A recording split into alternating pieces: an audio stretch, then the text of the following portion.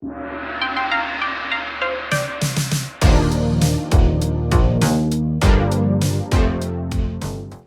everybody, and welcome back to the channel. So today we are looking at the laser rifle, or what I like to refer to as the laser rifle.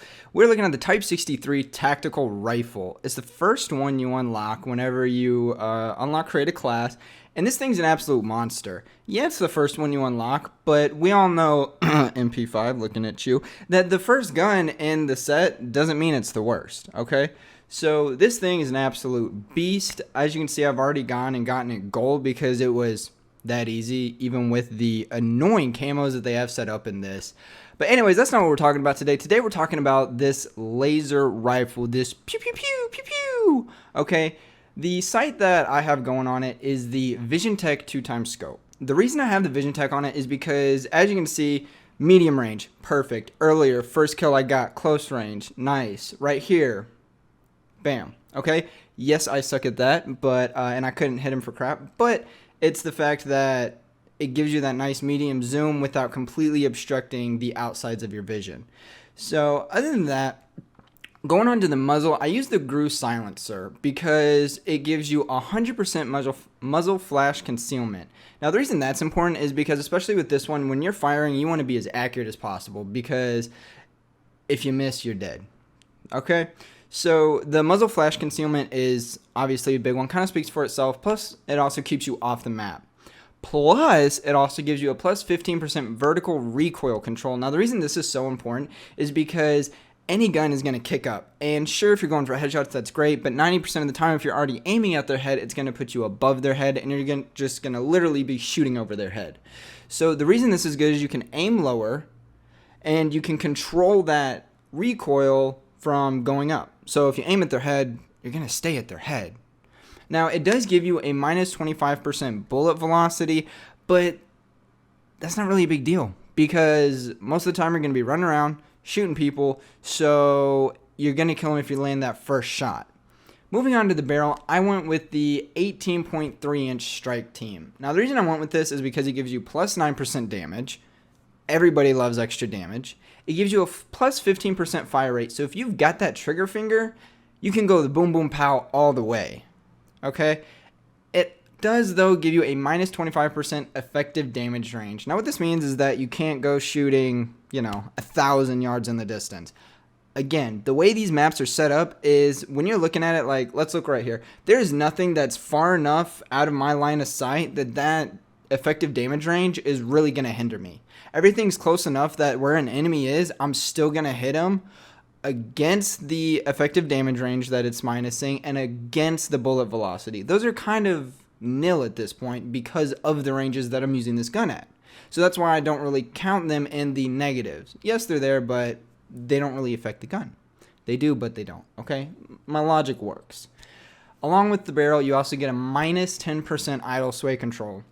When you're using the 2x or even the 2 to 4 times, there is no sway.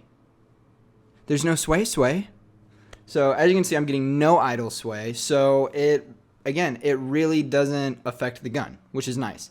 For the body, we went with the steady aim laser for a plus 20% hipfire accuracy. You'll see why this is important later, but also because it gives you a laser for that better aiming. Okay, especially when you're running and gunning, you're playing domination, going for the flag. Right here, perfect example. I was able to use that laser, still hip fire him, and as you can see, the hip fire was still accurate, and I got the kill. I died right after, but that's not the example we were looking at. So moving on to the underbarrel, we use the Spintnaz ergonomic grip because it gives another plus 10% vertical recoil, plus 40% horizontal recoil control, but it does give you minus 16% shooting move speed. This doesn't bother me because when I'm scoped in going to shoot, moving more, it honestly hinders me personally. So I don't really count that as a negative. It more or less slows me down so that I can aim on that target and stay aimed on them accurately longer. That's how I see it. So I see it as more of a benefit than a hindrance. Moving on, we have the magazine. So I went with the taped mags because no negative effects, and it gives you a plus 20% reload quickness.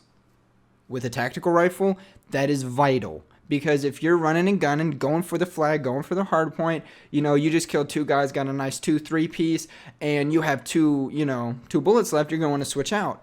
I have died countless times because I was in the middle of reloading, and if I had had that quick mags, I could have done a quick, boop-de-boop, flip-de-switch, and killed them, but I was in the middle of reloading, so I died. So moving on, we have the handle. I went with the speed tape because, again, no negatives, but it does give you a plus 10% aim down sight time. That's just a bonus. You're just aiming down faster. And there's no negative, which is a positive in and of itself. And with tactical rifles, they're not as slow as snipers, but they're not as fast as SMGs. So you want that optimal sight end time. And again, when you're going for objectives, you want to be able to, if somebody's running up around you on a corner, you want to be able to zoom in fast, pow, pow, pow to stay accurate, versus you're lagging behind, trying to hip fire while sighting in at the same time, you choked it, and now you're dead. Okay? There was another great example of the hip fire. The guy was running up on me. I don't know why he didn't try to kill me when he was that close, but it gave me the time to hip fire. It was still accurate. So moving on to the last one, stock. So stock, I went with no stock. The reason I did this is because of the 30% addition to sprint to fire time. What this means is, again, my example, running into the objective. When you're going for the hard point, when you're going for the flag, there's, let's say they're capturing B and you got to run in there, sight in really quick. You're going to want that plus 10% aim down sight time, but you're also going to want that plus 30% sprint to fire time, because if you can, if you get that buff and you're aiming down your sight, but you can't even fire yet, what's the point? Okay, so that's why I went with the plus 30% sprint to fire time. And the only negative with this is a minus 15% hip fire accuracy. Now you might be going, well, you've been preaching about hip fire this whole time. Yes, because on the body, the steady aim laser gave us a plus 20% hip fire accuracy. So even though the stock is taking away 15 of those points, we still get a plus 5 to hip fire accuracy, which I have found is more than enough to be able to, as you can see, get those close-up shots if somebody's running up on you and you just gotta panic and pew pew pew. It gives you enough time to do that. So those are all the attachments that I have on the gun. The class I'm running is with I don't even remember what the rocket launcher is. It's the first rocket launcher. I'll have it up on screen again. I'll also have it at the beginning. But I'm going to go ahead and leave y'all here. Enjoy the rest of the gameplay. I'll let y'all question if I won this or not.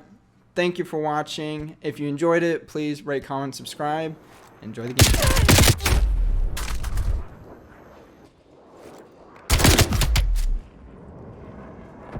Enemy sentry turret detected in your AO.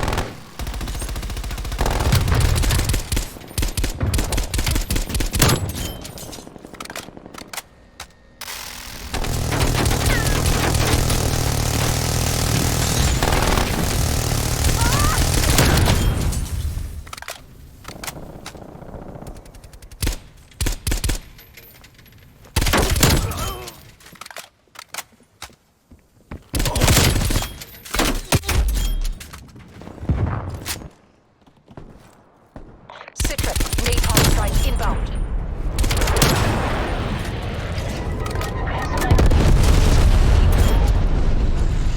Spy plane in the turn. We have eyes on.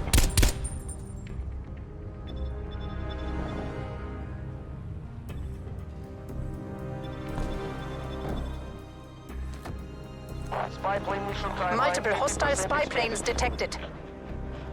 Hostile care package inbound. Multiple hostile spy planes detected.